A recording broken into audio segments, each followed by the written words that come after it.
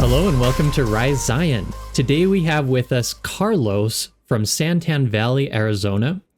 He has a very remarkable story that he's going to share with us, and it involves a medical emergency that happened during his mission and some of the miraculous things that happened during this time in his life. Carlos, why don't you take some time and just tell us a little bit about yourself and the context of what was happening in your mission? Well, like Seth said, I'm Carlos. Excited to be on. From Arizona, born and raised. I was born in Mesa and then moved out here a little further southeast at a pretty young age. So I've been out here for a long time. I served my mission end of COVID time. So I was in San Diego for 6 months and spent the rest of the time in Comodoro Rivadavia, Argentina. So it was a really, really awesome time. And I guess to add some context, I had two kind of big medical emergencies, one definitely a lot bigger than the other, but I actually had to come home early for my mission twice on separate occasions. Oh, So it was definitely something that was pretty crazy, but I saw the hand of the Lord like littered all throughout it. And I mean, at the time, it was something that I really struggled with, really understanding why things were happening the way that they were. But I mean, now in retrospect, and then after talking to mission companions and all that cool stuff, I mean, I just learned so much about the experience, So I think it's a cool story. I've been sharing it a lot since it happened. This was 2 years ago, but yeah. awesome. Let me just ask one question to you. So who is your mission companion at this time? So I had two companions that were present throughout. This was basically between my two injuries was a period of like 4 months. Okay. And I had two companions that were present throughout this whole process that both played a really, really significant role in the way that everything went down. First was Elder Forsgren. He's an awesome guy.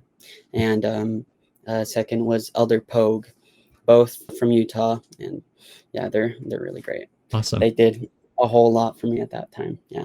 Awesome. And when did this roughly take place? So this was August 22 was when 22. all this kind of went down. Go ahead and tell us a little bit about the area in your mission and just kind of the day to day, what was happening in your mission leading up to these events. So I guess I want to start with the first time I had to go home. I was the mission Comodoro Rivadavia, Argentina, is essentially the bottom third of Argentina, So it goes all the way from like the Provincia Chubut down to Tierra del Fuego, right?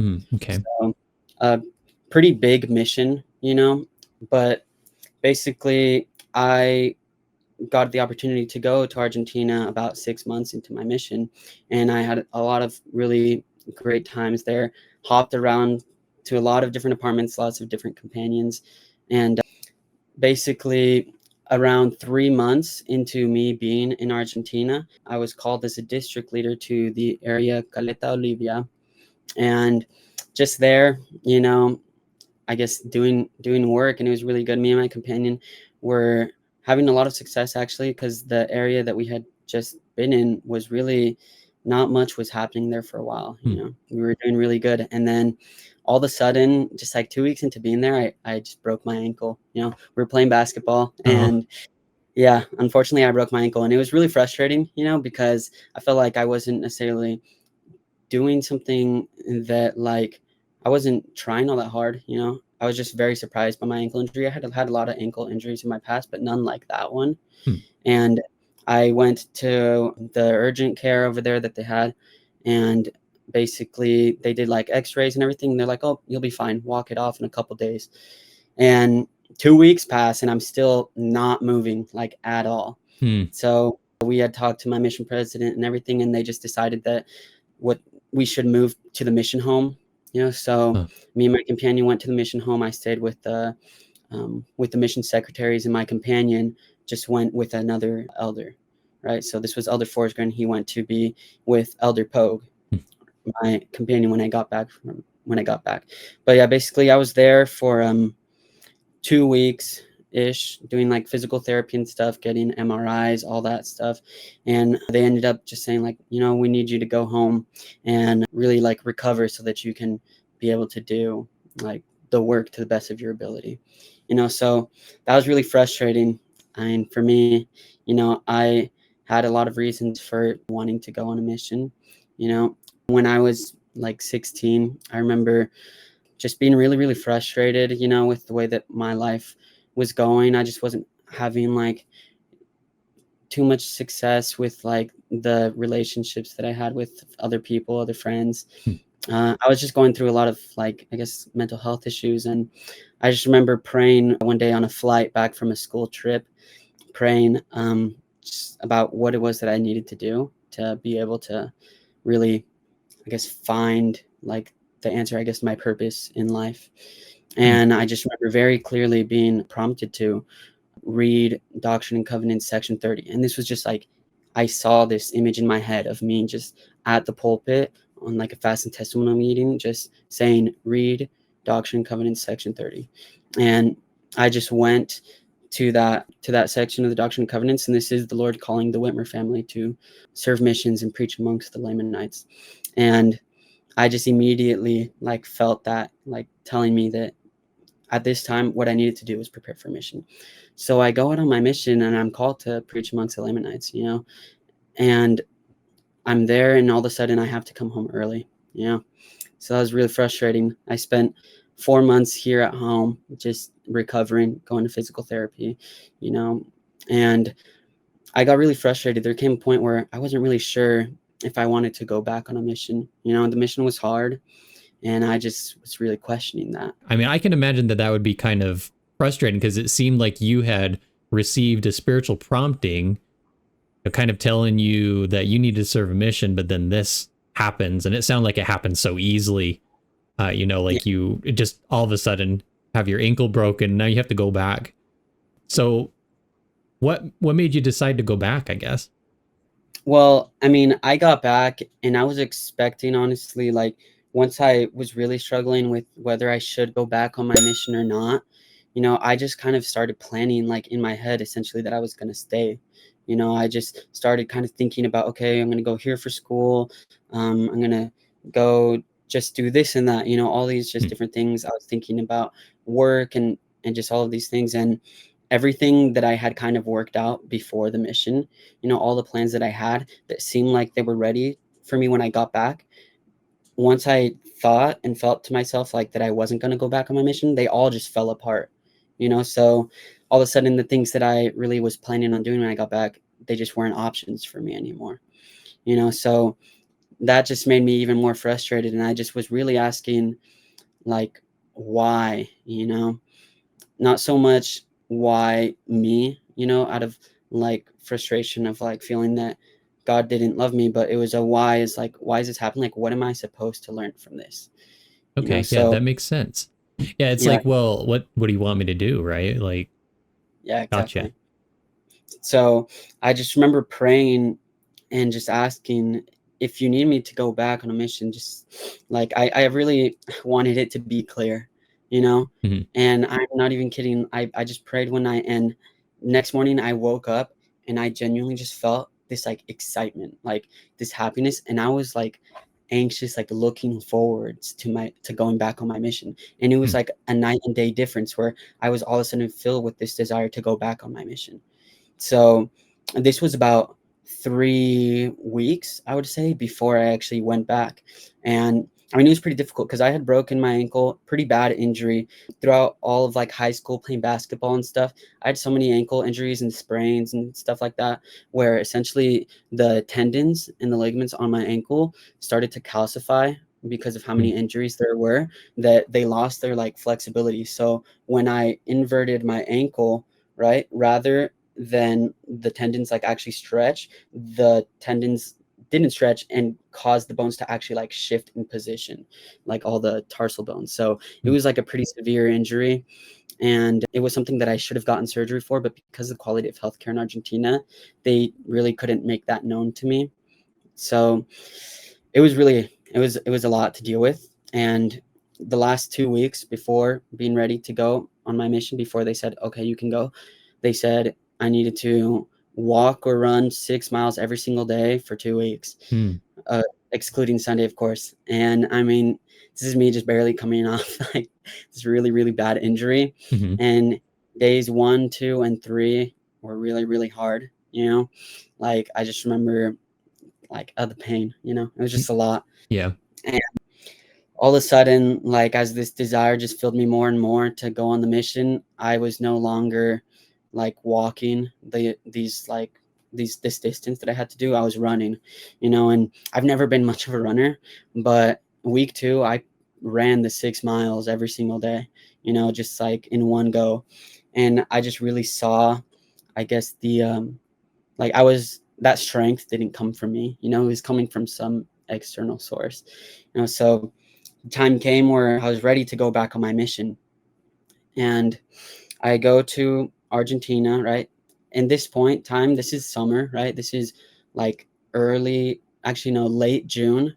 I believe June 18th of 2022, July 18th, sorry, 2022. So it's 115 degrees in Arizona, right? Hmm. And within a day and a half, I make a 100-degree jump and I'm in 15 degrees in Southern Argentina and I'm freezing, Yeah. right? I'm just dealing with it, you know. Yeah. That was the least of my concerns, you know. I was really just excited to be back in my mission. There was a new mission president, and I mean, he had just heard about everything that happened, and then after hearing that I was coming back, I mean, there was just a lot of excitement in the mission, you know. Just from I felt really, really supported, Hmm. really loved by the other missionaries there, my mission president, just all the leaders, you know. Everybody really felt like I was very welcomed, you know. I felt needed, and Hmm. that was really great. And I get back and I'm with Elder Pogue, and it gets a little background to this story. Elder Pogue had just had a really difficult companion around the time that I broke my ankle, Hmm. like a really, really difficult companion, and he was debating going home early from his mission. So when I broke my ankle and me and my companion got emergency transferred, my previous companion, Elder Forsgren, he stayed and he was moved to be with Elder Pogue.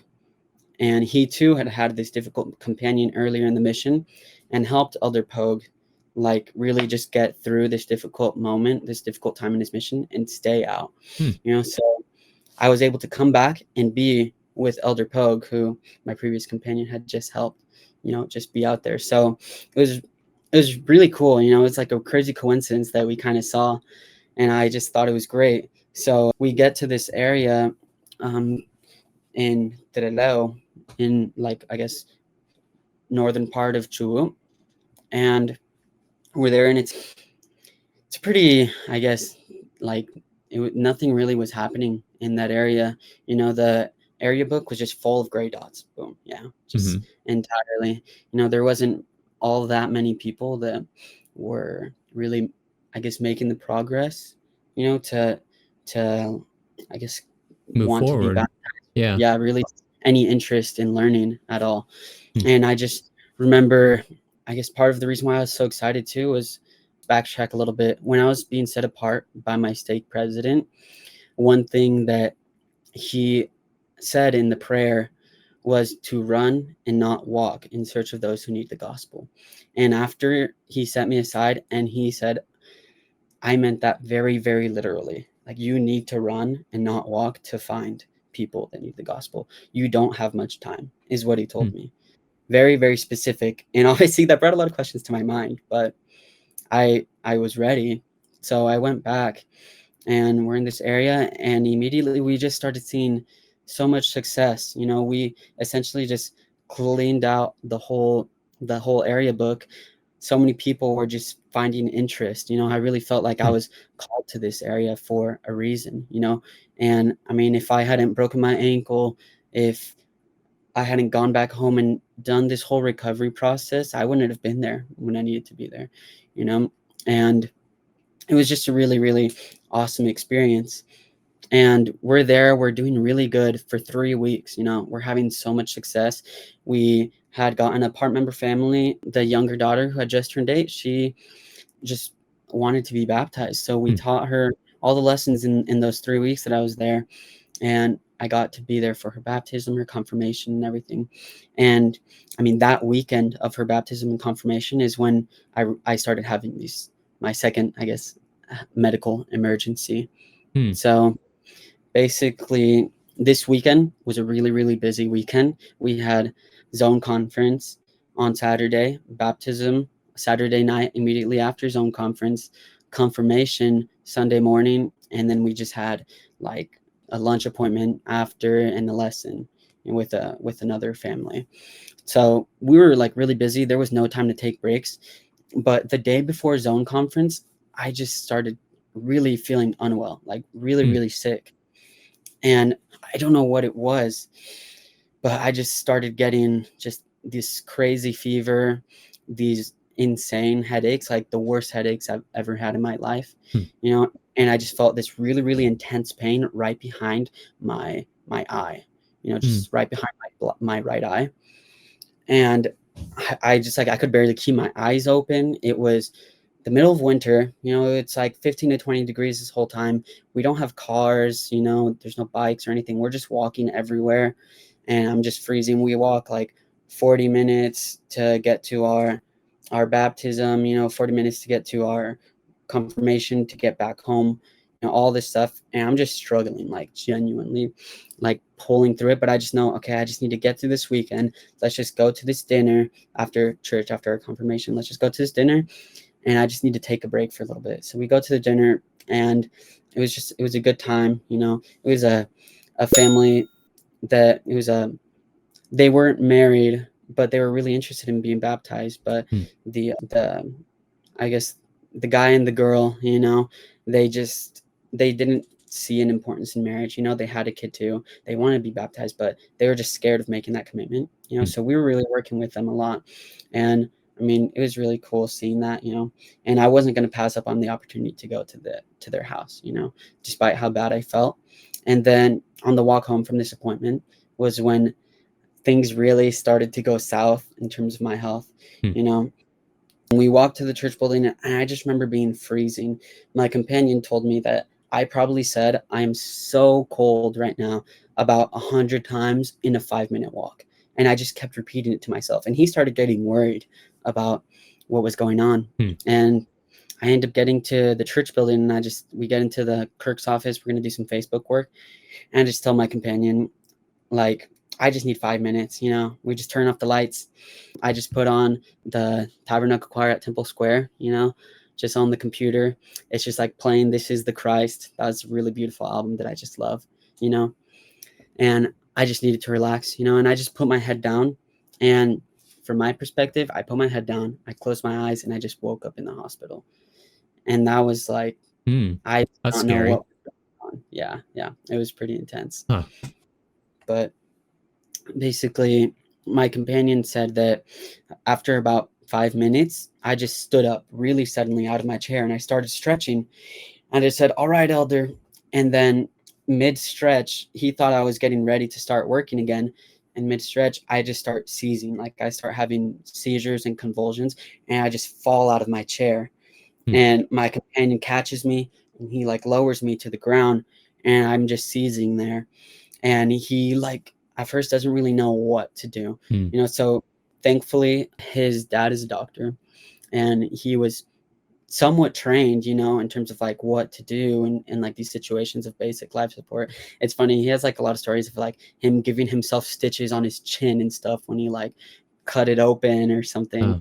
So I mean, like he definitely knew more than essentially anybody else in our mission would have, so he puts me in the recovery position and I'm there like foaming out of my mouth. It's really scary, you know and this is a Sunday afternoon.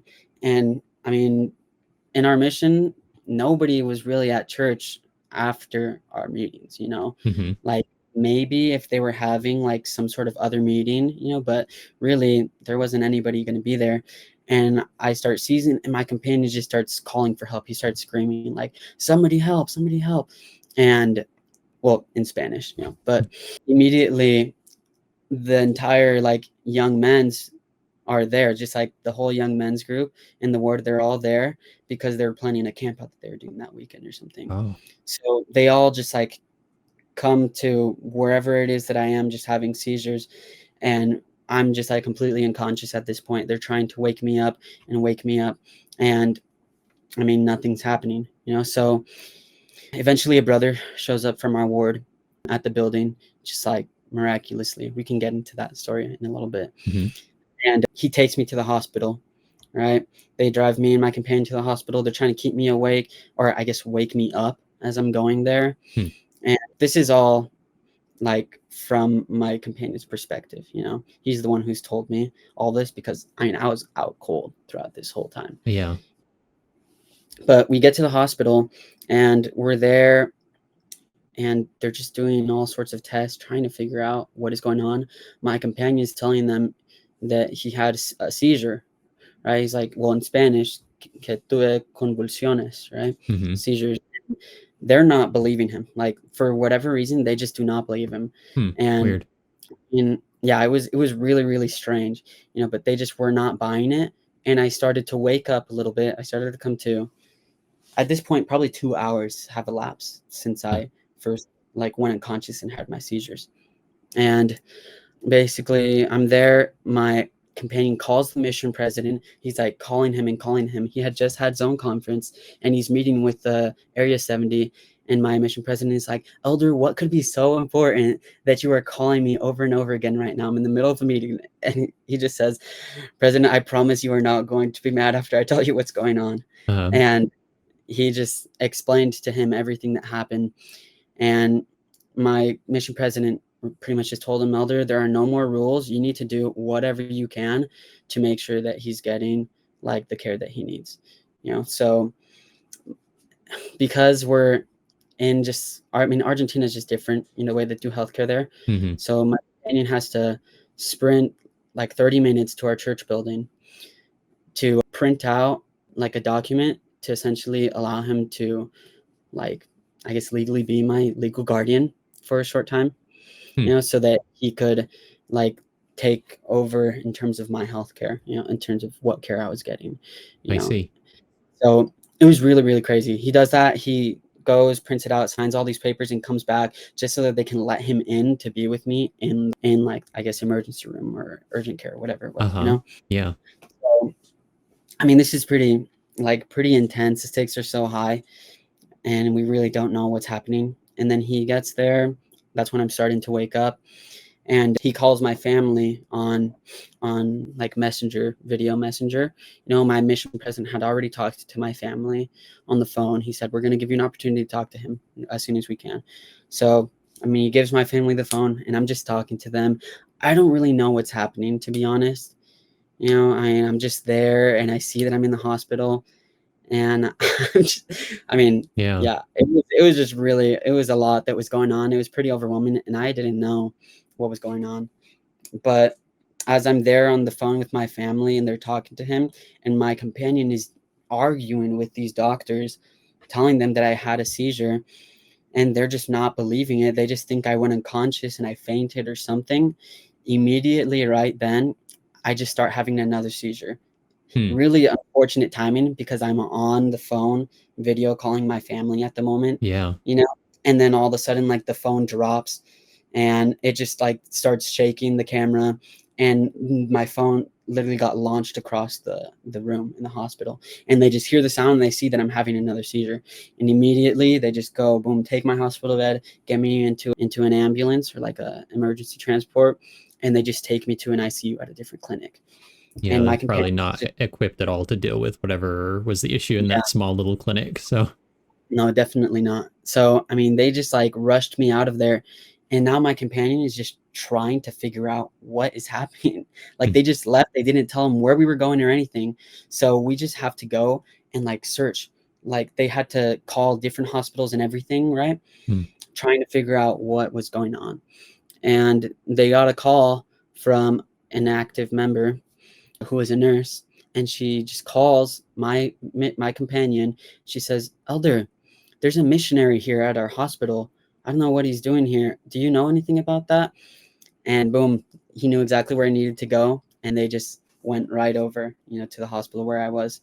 So that alone, I mean, that was like a little miracle, you Yeah. know. Now hold on just a second. Who was this missionary? And he just showed up to the sister's home. Am I understanding correctly?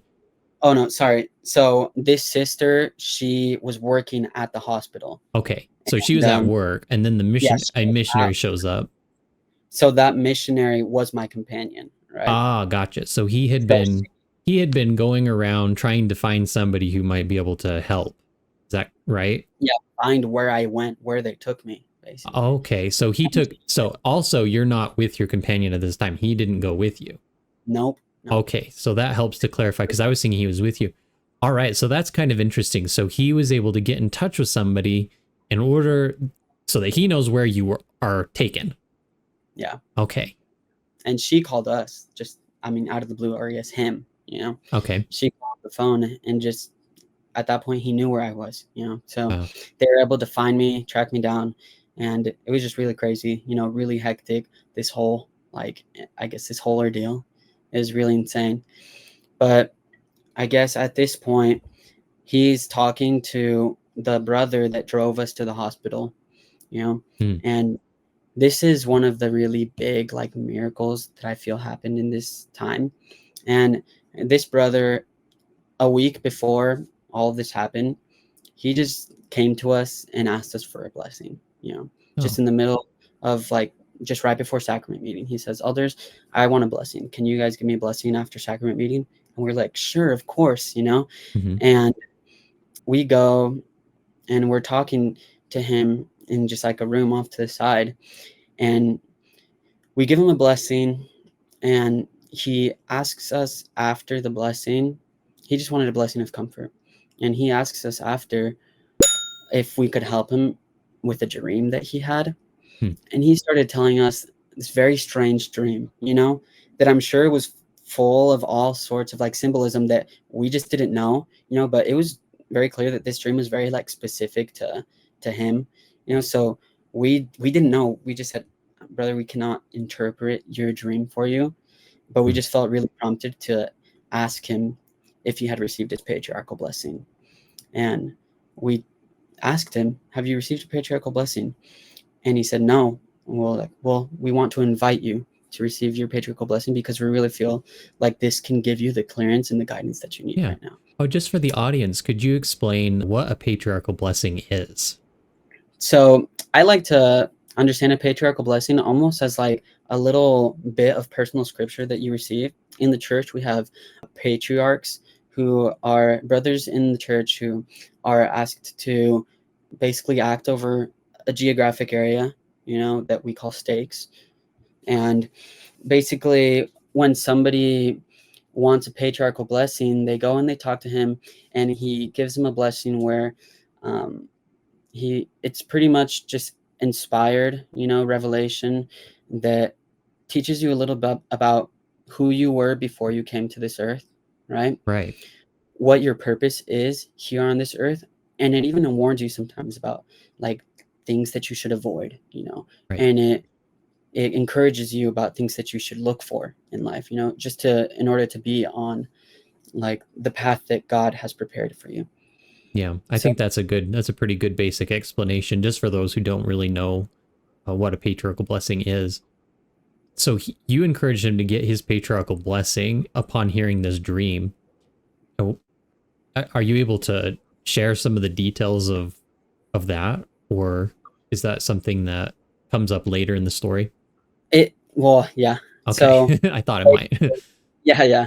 So we invited him to get this patriarchal blessing, and he says, okay, I'll do it, you know. And then I mean, we go to Sunday school, and that's that, you know. We don't really think much of it, right? But next week comes around, and I'm having my seizures, right, in the church building, and this brother pulls up to the church building, and he's one of the very few members in the ward that has a car. They don't have an ambulance that you can call for them to come pick you up, you know. They don't have EMTs, anything like that down Hmm. where I was. So we were trying to call taxis, we were trying to call members, and we just couldn't find somebody that was able to get me to the hospital. So this brother just, like, we never called him. He just showed up to our building, one of the few members with the car. He sees us, and immediately he says, Elders, let's get in the car, let's go. Hmm. And we go to the hospital, right? And once they take me away after I had my second seizure, it's just him, my companion, and this brother in the ward. And they're just standing there. And my companion just looked over to the brother, and he asked him, "Brother, why did you come to the church building today?" And this brother said, "Elder, did you forget? You two invited me to get my patriarchal blessing last week. I was coming to get interviewed so that I could receive my patriarchal blessing, and I found you two the way that you were." And Mm, it was in that moment that he was able to really get us to where I needed to be, So gotcha. Wow. that So alone that's was, something that's everything seems to be. So I'm noticing this common thread throughout your entire story in that timing is extremely important in your mission. Seems like everything that's been happening to you has been happening so that everything can happen in a certain time frame. yeah, yeah, it really was. Hmm. And I mean, so yeah, that was just one thing that really shocked me. I didn't know that until 6 months after, like 6 months after I have like my whole surgery, actually a year after I had like all of this happen, right? Mm-hmm. I go to Utah for a cousin's wedding, and I meet up with my companion just to catch up, and he tells me this story, and I'm just like floored, I'm in like just complete shock. That was just something that was really special, but I felt the spirit so strong, and it just really showed me that a lot of the times the promptings that we receive, and the advice that we give to others that are inspired by the spirit, we don't know what's going to come of it, but it's for a reason. You are where you are with the people that you need to be with when you need to be there, always, Mm-hmm. right? I have zero doubts about that. Yeah. So And you're even, discovering all this kind of like post everything that happened. So you're just yeah, like piecing together all these little clues, which is really interesting to me. Um, yeah, yeah. So I guess let's keep going sure, forward, yeah. right? So um basically I'm in the hospital, right? In the ICU, in a different clinic. My companion is there.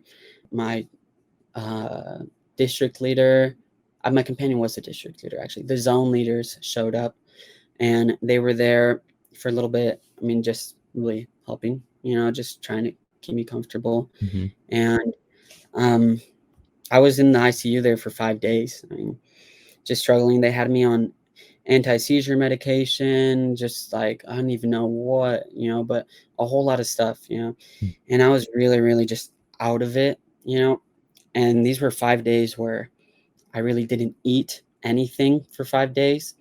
I barely drank maybe water or something. I don't know. I was just really struggling. I lost 18 pounds, right? Oh, This was that's like, not good. yeah, Yeah, yeah, it really isn't. But I mean, anytime I would try to eat something, I felt like it just made me sick, and I just couldn't. Like, it just made me so much worse. I see. And yeah, this hospital too. I mean, this is Southern Argentina, and I know shade to the workers, but I really just did not feel like I was being taken care of, you know, No, at least it, I mean, I required. we have to be realistic about healthcare. I think it's important to talk about a little bit because we do not realize how blessed we are in the United States with the medical systems that we have here. And anybody who travels outside of the United States realize that our systems are really second to none. And I was in the hospital there in Argentina too. I served in Argentina, and it's just not it's not good. So Yeah, I mean, it's yeah, good for the minor things, like if you get a cut and you need to have stitches, or if you get a but I mean, like when I was there, when I served my mission in like 2009 to 2010, like they had just performed their first knee replacement surgery, which was oh man, in the newspapers because it was such a big deal. yeah, So I mean, we just have to realize what what the situation is like over there, and that's kind of scary for you because you're obviously having some medical condition that is extreme, and they just don't seem to be equipped to be able to take care of it. And you're losing weight, which is just one of the main things that your nurses should be taking care of, making sure that you get enough water. those are just basic needs, and it just seems like they're not equipped to help you. Yeah. I mean, it was pretty intense, and honestly, a lot of other things were going on. Like some of the some of the physicians, the ethics, the way in which they ran their hospital, like was it just wasn't it wasn't what what somebody needs in that time. I mean, Mm, I'm going into healthcare right now. I'm a nursing assistant. I'm in nursing school. So I'm really being introduced to this side of the world mm, from the healthcare provider perspective. interesting. Yeah. So, I mean, I experienced it from the patient side, and now I'm going through it from the caretaker side, and I'm seeing a lot of things that just weren't happening when I was in the hospital, Yeah.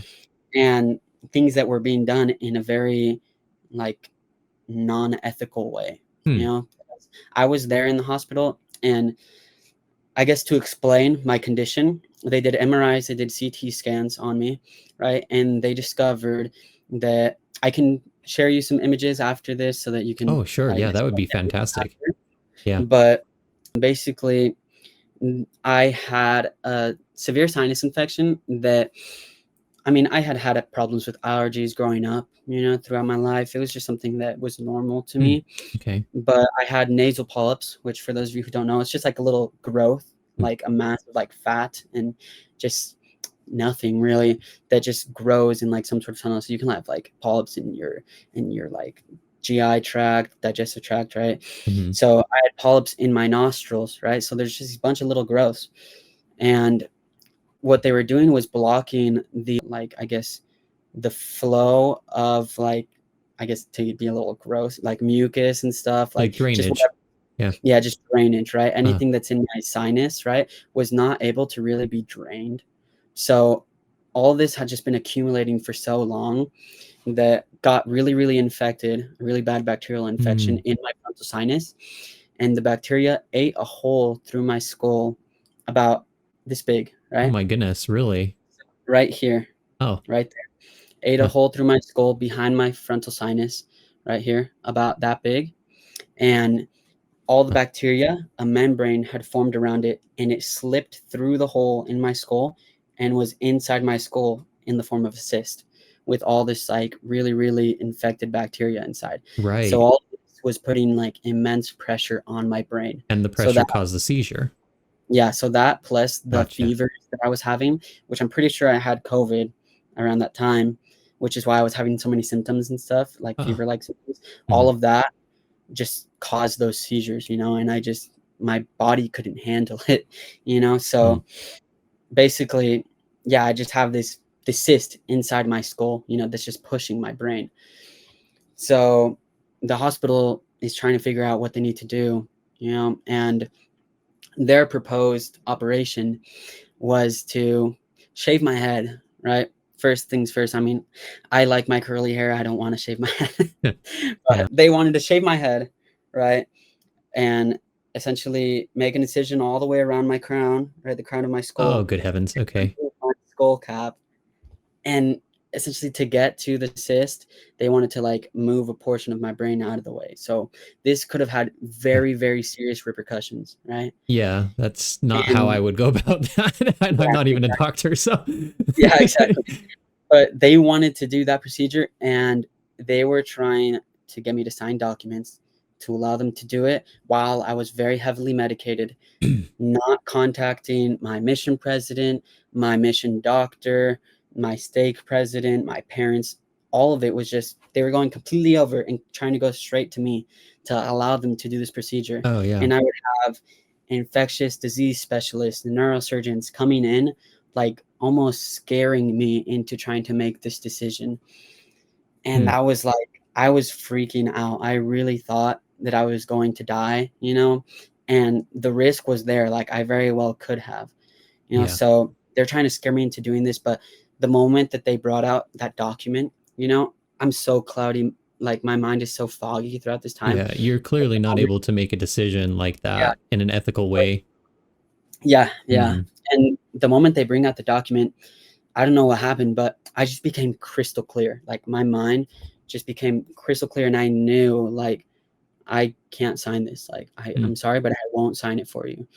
And I mean, I guess that was the end of that. My mission doctor got in contact with them. I mean, there was definitely some butting heads there. He came all the way from Buenos Aires, and his mission had actually just ended. So he stayed an extra 2 weeks longer on his mission. His wife went home. He stayed Hmm. because he was taking care of me. Gotcha. And he comes, and I mean, at this point in time, the church mission department and just leadership is having meetings online with like 30 different neurosurgeons in the US. They're talking to a neurosurgeon in Portugal that my family is connected to from one of my aunts who married into my family within the last like 6 years. Okay.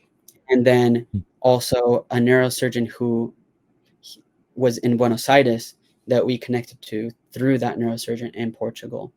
Right? So they're talking, trying to figure everything out, right? And my companion, Elder Pogue, I mean, he's with the zone leaders right now, and he's like talking to his family, and he said that he was talking to uh, his dad, and his dad, who's a doctor, was talking to one of his friends over there in Utah who's a neurosurgeon. And he says, I just got this call from the church, and we're talking about a missionary in Argentina who is like going through this like really, really intense case, and we're trying to like figure out how we can get him the healthcare that he needs before it's too late. And I mean, my companion's dad is like, yeah, that's my son's companion. Hmm. So this is like something that is like, it's really present, like it was happening, and a lot of people were involved. There was a lot of hands, involved in this. Oh. And I mean, that neurosurgeon who my companion's dad was friends with, he said that like, yeah, he's got like days, like literal days left. So the church was trying to find out what they can do to get me to go to Buenos Aires, meet with the neurosurgeon there, see if I was okay to continue traveling, and then go to the United States and get my brain surgery. Hmm. So I fly to Buenos Aires, I land there, and immediately I start getting really, really sick again. I start having those very feverish symptoms, and I go to the hospital, and they're like, nope, you are not going anywhere. First thing in the morning, we're doing your surgery. Hmm. So I'm just there. They have to keep me up all night, because if I fell asleep, there was a risk that I just wasn't going to wake up again. I was going to go into a coma or something, or I would just reactivate seizures or whatever it was. Hmm. So they're just on top of everything. I'm awake all night, and the next morning, I'm getting ready for my surgery, and I'm stressing. I don't know what's going to happen. I don't know if I'm going to survive. I don't know really what's going to come of this. And I mean, throughout this time, those questions that I had before, when I broke my ankle when I was home, of why, started coming back again. And it wasn't a why me, out of pity. It Hmm. was a why is this happening? What am I supposed to learn for this? Am I supposed to be here for some reason? Am I supposed to go back home for some reason? And all this is just like coming to my mind as I'm preparing to go into my surgery. I'm just like so confused. I really felt this impression that I needed to go on a mission. I go on my mission, I break my ankle, I come home, and then again, I feel like I need to go back on my mission. I get there, and 3 weeks in, all this is happening, and I'm just so lost for words. I don't know what to think. And I'm getting wheeled to the operation room, and immediately, like right outside the door, there's this mural on the wall, and I sent it to you, right? Uh-huh. It is Chief of the Medical Staff, right? It is a painting by the Seventh-day Adventist painter Nathan Green, right? And this was an Adventist hospital. And I just see this painting. I have it as my screensaver here. Not sure if you can see, but I'll show it to them to yeah, make sure that they see everything. Yep.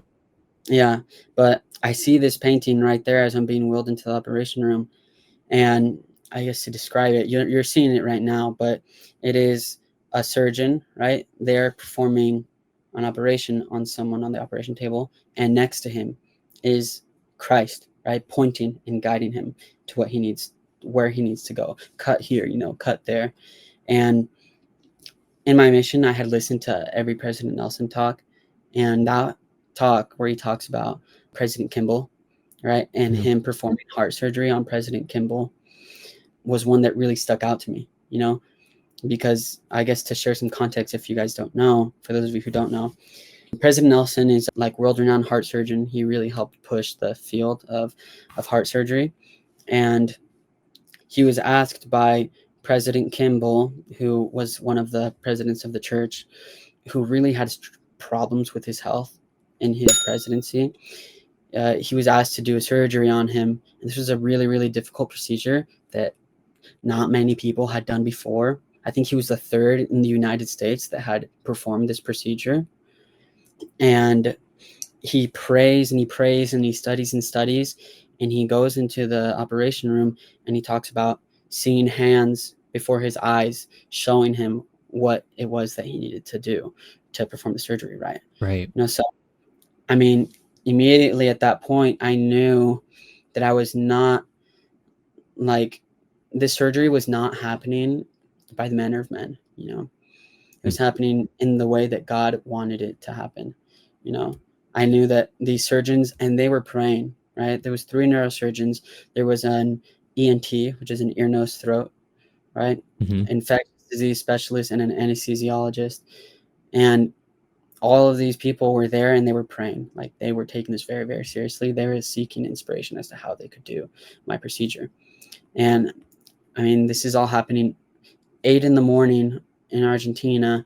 My mom is stressing so much here in Arizona, and she can't sleep, she's just going through it, So she starts praying, wondering what it is that she can do. And this is around the same time that I'm preparing to go into my surgery. She opens the Gospel Library app on her phone and comes across, just right there open, is First Nephi chapter 17, which is the Lord commanding Nephi to build a boat, right? And the Lord tells Nephi that he wants him to build this boat not according to the manner of men, right? But according to God's manner, right? God's way. So, I mean, both of us are receiving this confirmation at the same time, that this surgery is happening in the way that God wants it to happen, Immediately, like, all that stress was just taken off my shoulders. I knew that I didn't know if I was going to come out alive, but I knew that it was the way that it needed to. Hold on just one moment. Yeah, all good. Could you repeat that last sentence again? Yeah. So in that moment, I knew that the surgery was happening in the way that God wanted it to happen. And I didn't know whether that was going to end with me living or not, but I knew that whatever was happening, I was in God's hands, And I just felt this complete calm, just this peace. And I was just ready for whatever it was that God had prepared for me. So, I mean, the surgery lasted 8 hours and I come out of it. And I mean, there I am in the hospital in the ICU for another 2 weeks. My aunt and uncle, they came from Arizona. I mean, my aunt and uncle came from Utah, and then another uncle came here from Arizona, and they went down to stay with me, right, for the last like week and a half roughly after my surgery.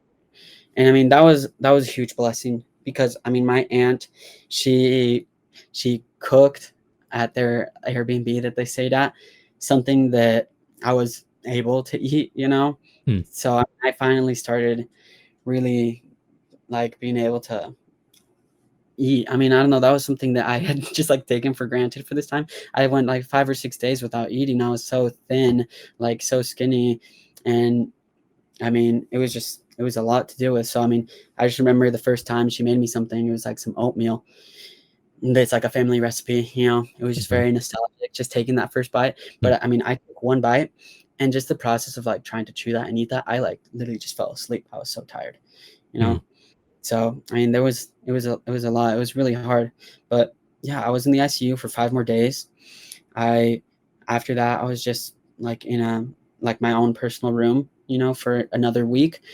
And the church was ready for me to come home, so I came home, and it was really crazy. I mean, I got to see everybody, and it was funny because, I mean, all my friends are here, all my family, and they're like so soon. Like, yeah, I had only been gone for a month, Yeah. like a month and a half. But But for you, I it mean, probably felt like a very long time. yeah, I mean, it was a lot. It was a lot to deal with. But I mean, I learned so much from that experience. I learned that, I mean, wherever it is that I was supposed to be there. You know, and even coming back, I mean, there, like, for a while, I didn't know the reason why I was back home so soon. I've met a lot of people. I've, I mean, been with friends and family and everything. And I mean, I've had opportunities to share this story with so many people, but I guess I kind of touched on this when I started sharing. It's like, you don't know the fruits of your labors. You really just don't. I mean, sometimes you get the privilege of hearing about them, but I Mm. mean, as of right now, I don't really know about the impact that my story has had on people, but I've shared it at every opportunity that I've gotten, at the hospital, working at the hospital here. I share it whenever I get an opportunity. I share it at church. I share it at school, just with whoever I get the opportunity To to share share it with. with. I have to take it, because Yeah. I don't know what people are going through. I Well, mean, something that I'm curious about is, since both you and your mom had the impression that this was going to be a surgery, not after the manner of men, you use that phrase.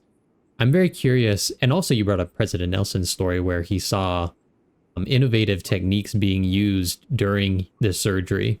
I just wonder if the surgeons were inspired to do things that were not conventional during your operation. that's a good story. I mean, that's a good question. Sorry. Yeah, Honestly, it's very possible. I don't really know, to be perfectly honest. I mean, the whole process of getting, like, information, like medical history and stuff, when you're out of the country, it's very from a hard. it's Yeah. really hard.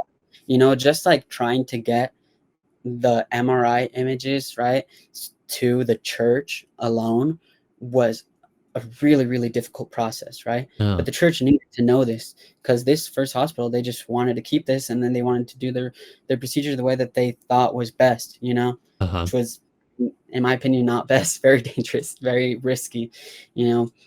But I mean, we were able to get those images, so I mean, I definitely am interested in finding out more, and Yeah. I do want to talk to my companion a little bit more and see, just, I guess, what other things that he knows or have come to his mind, maybe other things that he's seen since then, but when I met with him that last year, which was a year after all of this happened, after my surgery, I mean, it was really cool. My whole family got to meet him, and it was a really nice experience. And I mean, one of the things that he said, I mean, it was just really cool, because now, not to brag, obviously, I want to Mm. sound as humble as I can when I say this, but now, like, when missionaries, like, or at least for a time, when missionaries would go to that area, they would just think, well, now we have to just, like, what are we supposed to do? Our area book is basically cleaned out. We have to just find people from scratch, because when me and my companion were there, we just really, really worked hard, and we just got all these people, like, just moving, at least progressing, moving forward, Yeah. so it was just kind of funny to hear, that, like, I mean, after that point, like, so much was happening, and really the last thing that I was thinking about was, like, what was happening in my area, but my companion definitely made it clear to me that, like, there were fruits from, like, the labor That that you I guys had. did. Well, yeah, and Yeah. it seems like this common thread that has been very prevalent in your story is this issue of timing and making sure that you're in the right place at the right time for every aspect of your mission. It seems like um that's very interesting to me. Like, for a lot of miracles happen in this way. There's like a chain of events that lead up to the miracle, or like the main miracle, but it's always like timed. Yeah. Yeah, I mean, and there were like smaller ones throughout this that, I mean, they were still, I guess, well, small in comparison, Uh-huh. I guess from what I can see, they were still like really, just like really cool things to see. Like, for example, when I broke my ankle and I got emergency transferred to the mission home, right? And I'm there with the secretaries. I'm not walking. I'm using crutches everywhere it is that I'm going, So it's just like frustrating trying to do anything when you're in crutches and you're like in pain. I mean, the ibuprofen, that wasn't really doing it for that ankle injury that I had. I was in pretty intense pain, and I was just thinking like, okay, am I gonna go home? What's gonna happen? Why am I even here right now? Like, why don't they just send me home already? And one of the last days before I was told I was gonna go home, we were just doing calls to some of the people that we had been in contact with in the past, Hmm. you know, that really had lost interest. And we were just calling them, and we were just doing this thing. There was 5 missionaries in this apartment, and we're just passing the phone around call after call, right? And we're just going and going and going in circles. Seems like for a while we probably did 2 or 3 rounds, of calls. Either they don't answer or they just they're not interested, right? And my turn comes around and I'm really just losing motivation at this point. I was just thinking like, man, I don't want to do this anymore. I just want to go home. This is hard. Hmm. And I called a sister on the phone who her husband is a member, but he was no longer going to church. And she had expressed interest in the past about wanting to go to church, but all of a sudden stopped answering calls. So I call her and she answers. And I mean, I'm just excited. I'm all of a sudden like somebody actually answered our call, and they're Hmm. not just hanging up on us right away. Yeah. So I'm talking to her and I'm inviting her to like come to church and stuff. And she's like, I don't know. And I just really felt inspired to teach her about the Sabbath day, you know, and about the importance of it, you know. And I didn't use this term, but I essentially explained the concept of the widow's mite, and giving all that you can, all that you have. That's really the Lord wants us to try.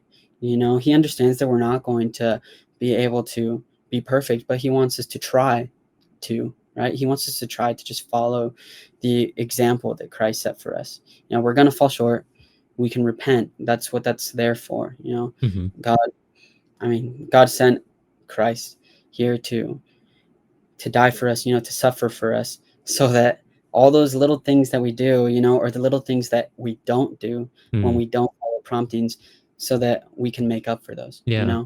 He makes up that difference. So Well, I explained that. Sorry. Yeah. yeah. I just thought of something, and I've said this before in one of my other videos, but the work of God is going to proceed, with or without us, and just being a part of it is a blessing. And I think that's the work, you know, by His grace, everything else turns out exactly what it's supposed to be, but we get to be a part of it, if we do the work.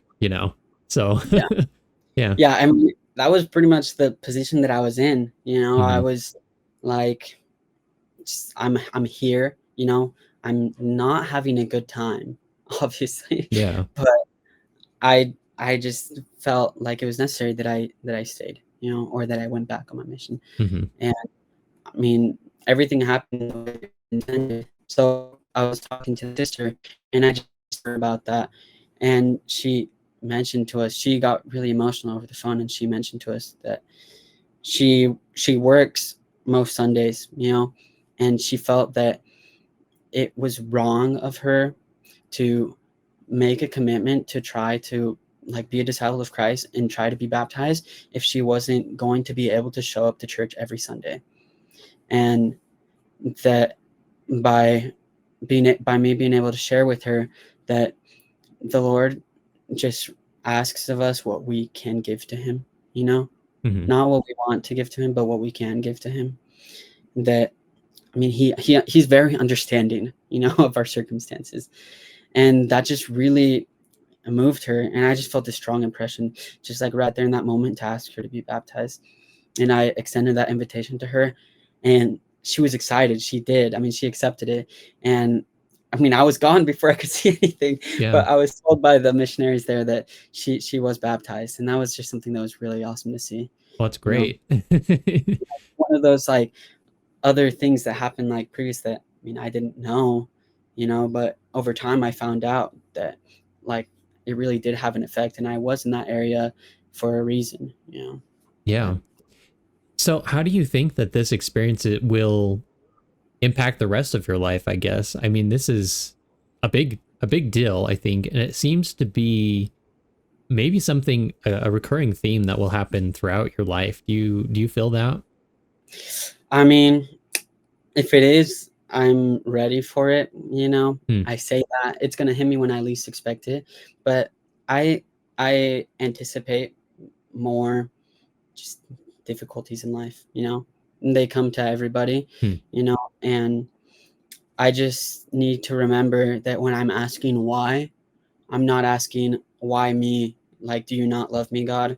I'm asking Hmm. why. What do I have to learn from this? Like, am I supposed to be here? Who am I supposed to talk to right now? Who should I reach out to? All these different things. So now I'm seeking for promptings whenever I go through difficult experiences. I'm seeking for a reason as to why I am in this position, why I am where I am with the people that I'm with at that specific time. And that's a very good attitude to have, I guess. That's fun. And hopefully nothing, I mean, heaven Yeah. forbid that anything bad happened, but I mean, just the whole idea of everything happening in the right time for the right reason and with the right people, as you said. That's It's a very fascinating story for that reason, I believe. So thank you so much for sharing this with us. Is there anything else that you'd like to share before we close? I guess just share my testimony. You Sure, know, yeah. I want to share with you guys that God's plans, they're greater than ours. And like Seth said, his work is going to happen with or without us. And he gives us that blessing, of having the opportunity to work with him hand in hand. And I know that when we look for opportunities, to follow the promptings that we have, we're going to find them. Like God's hand is in our life, whether we're looking or we're not. Hmm. So just really look for it, you know, just look a little bit harder. I know it seems hard to see it, but just look harder and you're going to start piecing things together. There are no coincidences. A coincidence is just God choosing to remain anonymous. Hmm. So I just know that God's hand is present in our lives. He's constantly working within us and he's using us to work in the lives of others. So just make sure that we're ready to be instruments in the hands of God. So Very just want good. to, yeah. Well, thank you again so much for sharing your story with us today. If anybody out there has a story that they would like to share, please make sure to click on our link in the description. I'll leave it in the comments as well. You can fill out your form there and tell me a little bit about your miracle, and I'll reach out and see if you'd like to be on our show. If you haven't already, please make sure to like, comment, and subscribe. Thank you so much for watching. Until next time, bye. Thank you for watching Rise Zion. Before you go, I have an important ask. Please make sure to like this video and subscribe to our channel. Our goal is to help fortify people's faith by providing some empirical evidence of God's hand in their life. However, if people can't find our videos or our channel, then our mission isn't accomplished. By liking and subscribing, you'll be helping us in this important mission. Thank you again, and until next time, bye.